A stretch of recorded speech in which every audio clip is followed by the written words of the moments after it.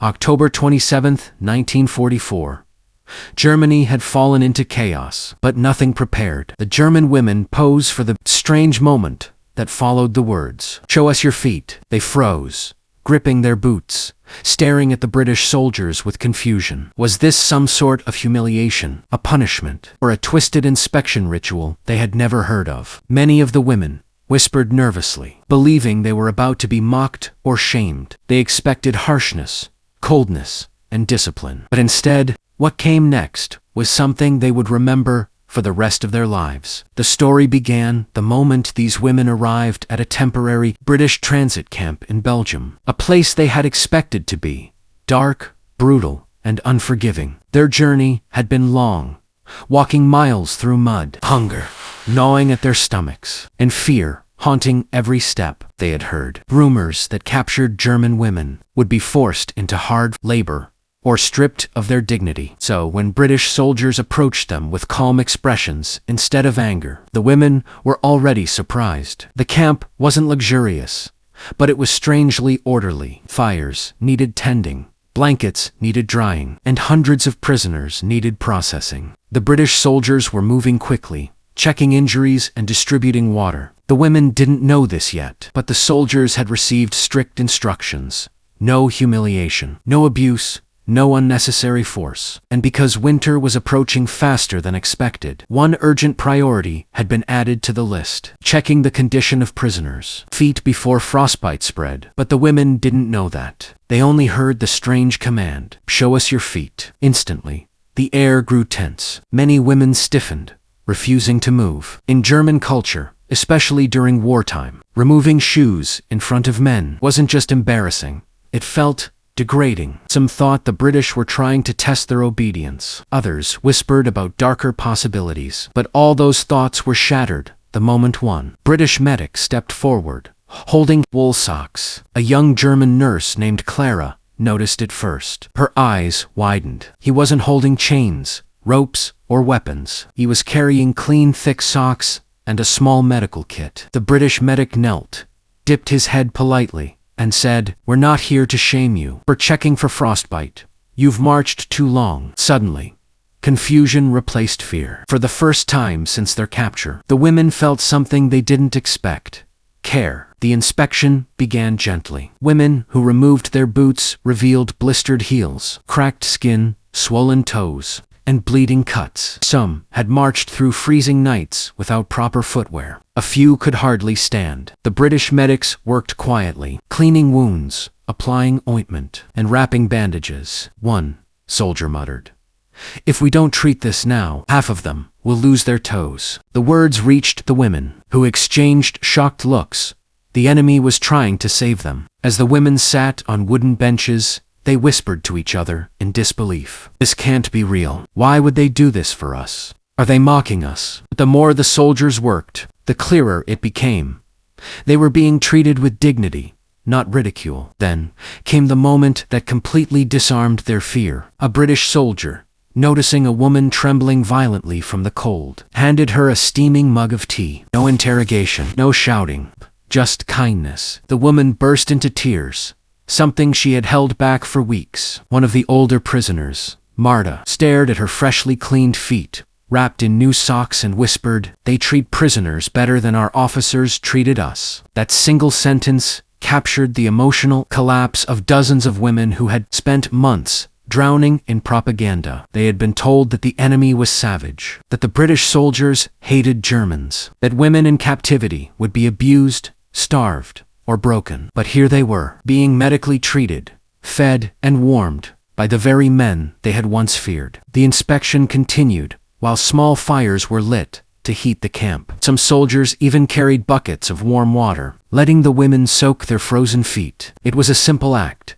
but after months of marching on cold soil, it felt like a miracle. When the process ended, one British officer addressed them. "Your welfare is our responsibility now. No harm will come to you here." The women looked at each other, stunned, unable to process what they had just experienced. Foot care and socks were simple things, yet they symbolized something far greater: compassion in a place they expected cruelty. And for the first time since their capture, The German POW women finally breathed. The moment the strange order, "Show us your feet," echoed through the wooden barracks, the German women POWs froze in disbelief. For a few terrifying seconds, none of them dared to move. Some clutched the edges of their blankets. Others looked at each other helplessly, wondering whether this was a punishment, humiliation, or some new American disciplinary ritual they had never heard of. After years of Nazi propaganda, they weren't prepared for anything that sounded unusual,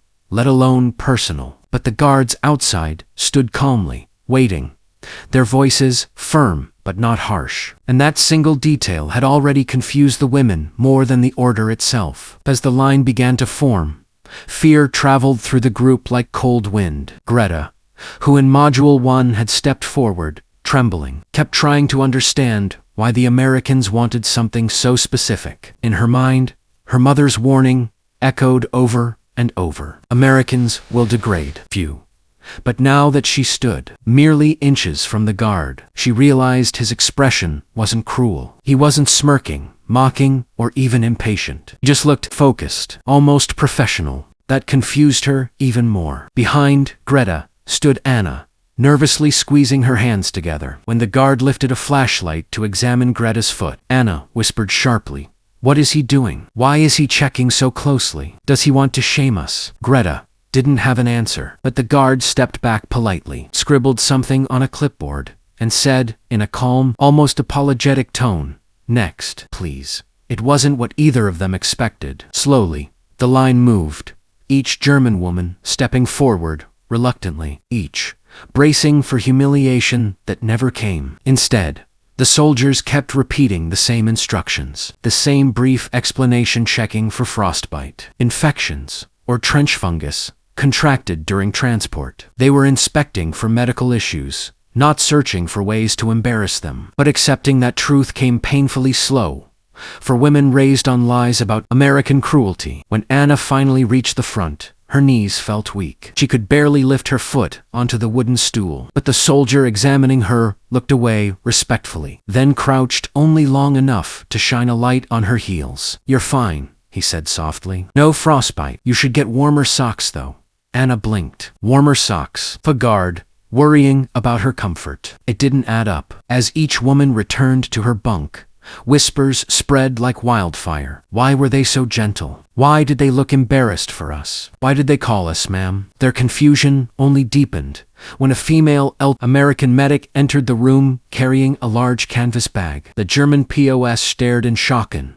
A stranger who didn't look threatening. She approached the center of the barracks and announced, "I know the inspection frightened you, but this is routine. We just need to ensure none of you brought infections from the transport trucks." Greta couldn't believe what she was hearing. The medic even paused to give them time to settle. No shouting, no barking orders, just a calm explanation. The POS were expecting a monster. Instead, they saw someone who felt like a school nurse walking into a classroom. The tension softened like melting ice. Later that night, as snow tapped lightly against the barracks windows, the women huddled under their blankets, discussing the events. The humiliation they expected never arrived. Instead, they were left with a strange mixture of relief and bewilderment. "It felt human," Anna whispered. Greta nodded slowly. "Almost too human. I kept waiting for the cruelty, but it never came."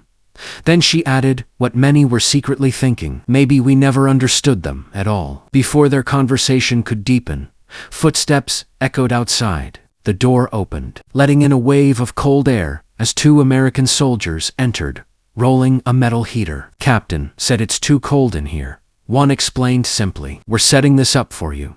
The women stared in disbelief. Another act of unexpected kindness. The soldiers didn't treat them like enemies. They didn't even glance at the women in a degrading way. They just set up the heater, tested it twice, and left. When the warmth finally spread through the barracks, several women felt tears sting their eyes. Not from sadness, but from confusion. Warmth was not something they associated with captivity. They expected chains, darkness, and punishment. Instead, they received medical checks and heaters. The next morning, everything changed again. As the women lined up for breakfast, the guard who inspected their feet the night before stopped near Greta and said, "If you feel any numbness or pain later, let us know. We have a clinic." Greta was stunned silent. His concern sounded genuine, not rehearsed, not forced, just human. Anna leaned close to Greta and whispered, "If this is how they treat prisoners, then what does that say about everything we were taught?" Greta didn't answer. She didn't need to. The confusion on her face said enough. Later, in the yard, the medic returned with ointments and bandages. She didn't treat them roughly or with irritation. She laughed softly, made small jokes, even asked them if they had slept well. It was surreal. Women who expected to be treated like criminals were being approached like patients. The final moment of Module 2 unfolded just before lights. As the women prepared for bed, the guard from earlier stepped into the doorway and said, "Ladies, thank you for cooperating with the inspection. It helps keep everyone healthy. Good night."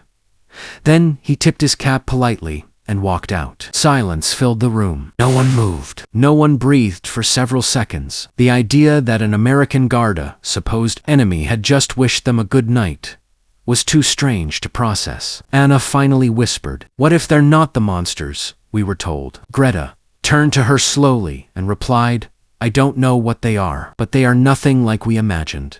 Nothing." And as the lights dimmed and warmth from the heater circled the cold wooden barracks, one truth settled over every German woman lying awake. The world they thought they understood was gone. And whatever this new world was, it was far kinder than they had ever been allowed to believe.